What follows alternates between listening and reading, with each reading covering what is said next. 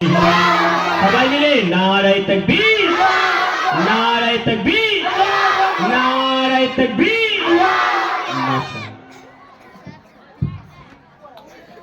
যার ঐকান্তিক প্রচেষ্টায় এত সুন্দর মজমা আমাদের উপহার দিয়েছে, সে অন্য কেউ না, সবার প্রিয় আমাদের দাদাভাই রাজিদা। মঞ্চে আসার জন্য অনুরোধ করব, রাজিদাকে মঞ্চে আসার জন্য অনুরোধ করব।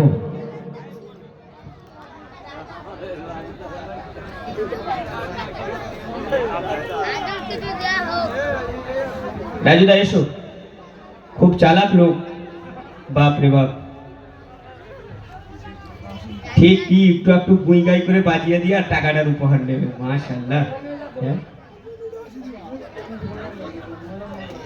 হেভি, মাশাআল্লাহ, কি সাউন্ড ভাই। আমি তো চালাকি করে বলেছি। হ্যাঁ, নারায়ে তাকবীর। রাজিদাকে টাকার মালা পরিয়ে সংবর্ধনা জানাচ্ছেন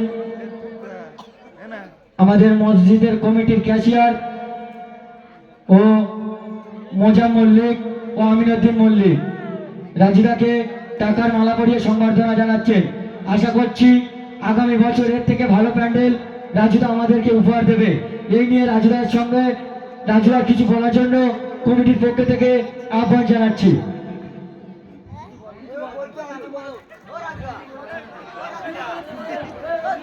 ও কি বলবে? ও বলবে এত ভালোবাসা দিয়েছে, একটু টাকা কম নেব।